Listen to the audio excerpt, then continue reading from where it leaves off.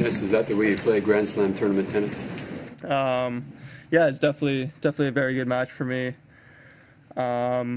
Came out pretty much on fire, a really clean match. Obviously, I got broken at the end serving for it, but that's tennis, and he stepped up his game towards the end. He had nothing to lose there, made some really good returns, some good points, and I just stayed with it. I knew that I was playing really good tennis, serving really well, so I just tried to stay calm and came out really firing in the tiebreaker. So it was almost a perfect match for me.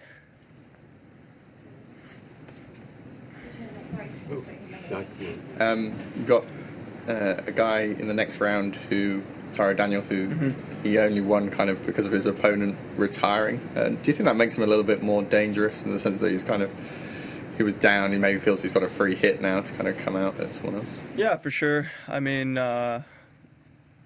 he's, I'm sure he's not going to really think about that too much. He's obviously happy to be in the second round, and he's definitely a tough player.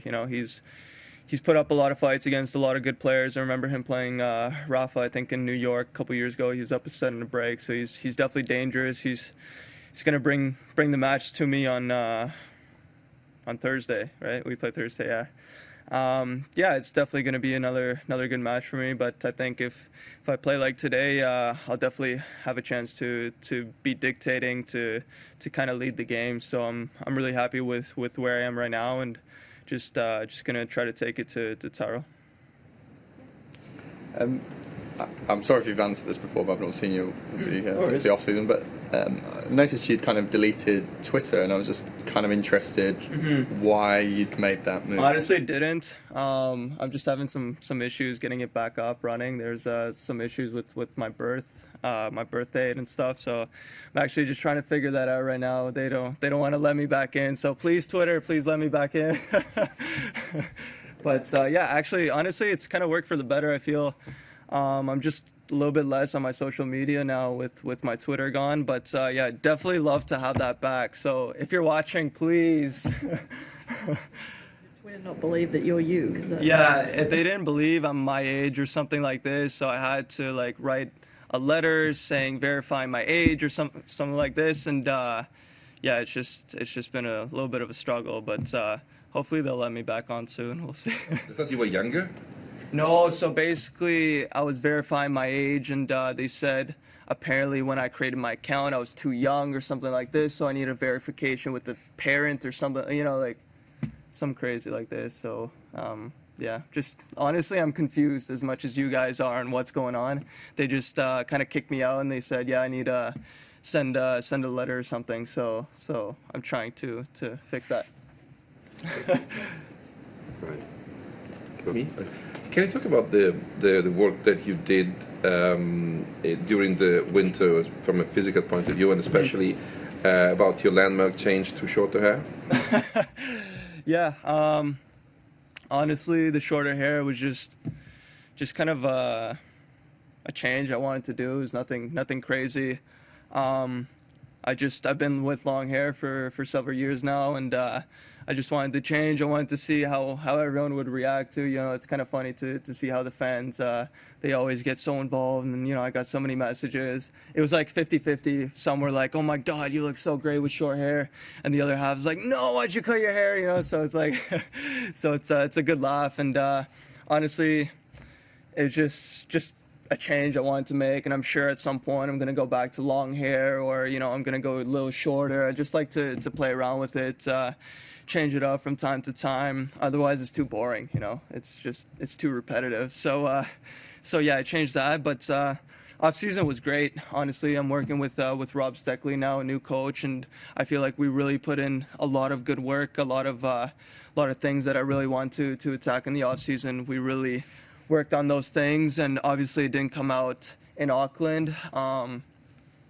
Actually, it kind of did. I felt like I was doing certain things that we worked on really well. I just wasn't able to execute, and I had a lot of chances. I just wasn't able to kind of get over that finish line, but I felt like I had the match. So it was actually kind of a positive match for me. And then I played Jack Sock in Kooyong, which was really good to get another match under my belt, still work on those kind of kind of those couple things, and then here I feel like I really was able to emphasize those things, and just came out super sharp today. Dennis, what does it feel like when you're playing that much better than you were against Sosa? What do you kind of feel inside in terms of confidence or how it flows? Honestly, I still felt against Sosa like I was playing some good points and some good tennis. I just wasn't able to maintain it 100%.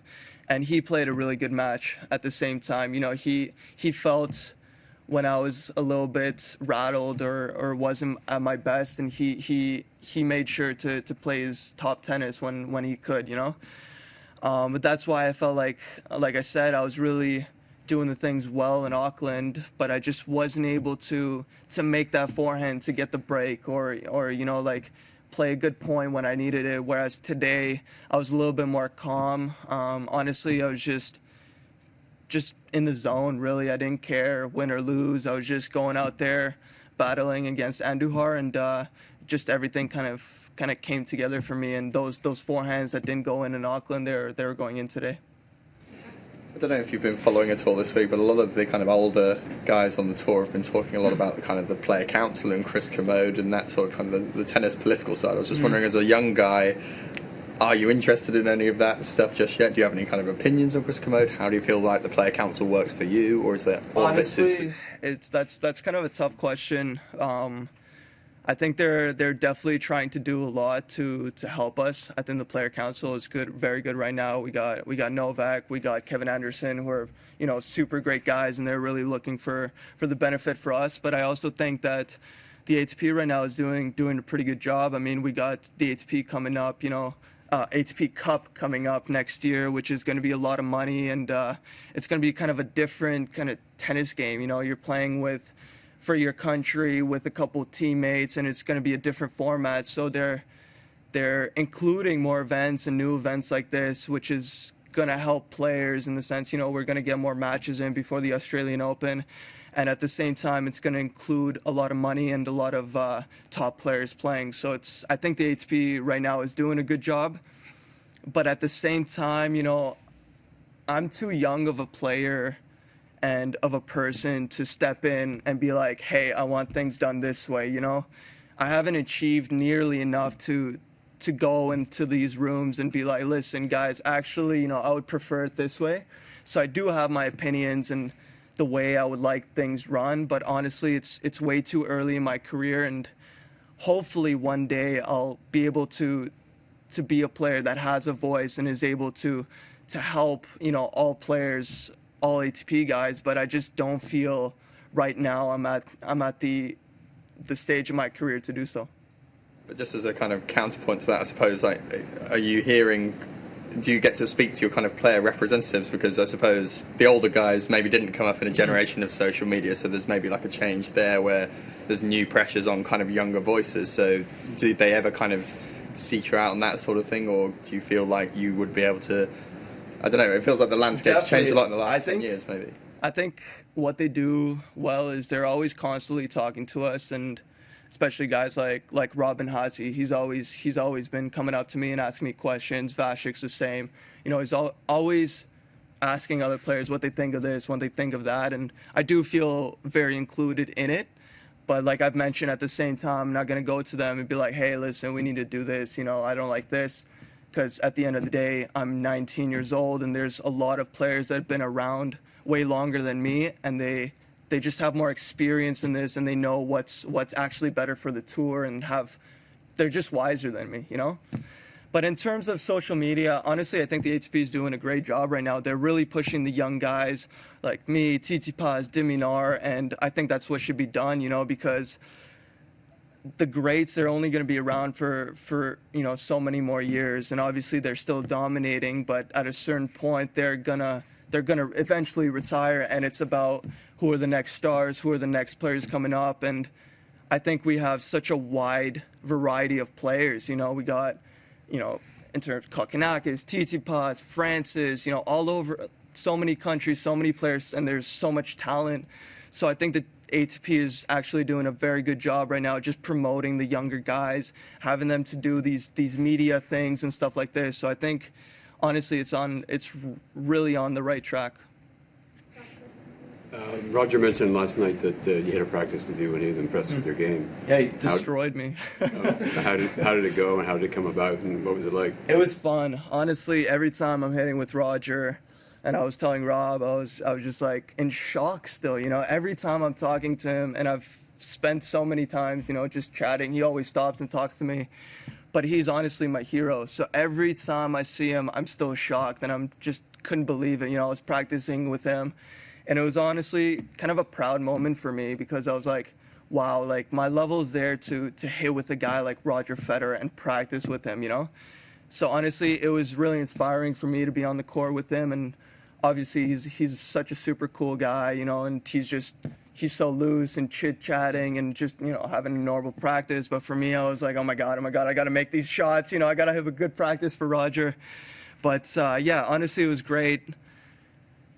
It's pretty crazy to see at, you know, what is he now, 37, 38 years old? He's honestly still so fast. And obviously he's got the best timing, you know, and it's unreal what he can do with the ball. But I never realized how quick he was until we actually practiced a couple days ago and we were playing points. And I felt like a certain shots I should have had a winner on it, but he's just right there, you know, flicking another backhand at me. And I felt like he's constantly at the ball, and I just think it's crazy to see how in shape he is and how good he is at his age. It's honestly something nobody can imagine to do. You know, I can't imagine myself playing tennis at 37, you know? It's shocking, but it's so great to see, and honestly, he's such a great ambassador for the sport. I don't think there's anybody better than him, you know, the way he carries himself, the way he is with other people. It's not a show, it's genuinely who he is. And he's, you know, from the day that I came to the scene, he's always made time to talk to me and see how I'm doing, you know, just out of niceness, or, you know, it's just the way he is. Was that on Rod Laver Arena? It was on Rod Laver. Remember what day it was? Um, Sunday? no, it was earlier. I think it was like last Thursday or Friday, maybe. I think something like this. Yeah, I can't remember. Thank you. Thanks.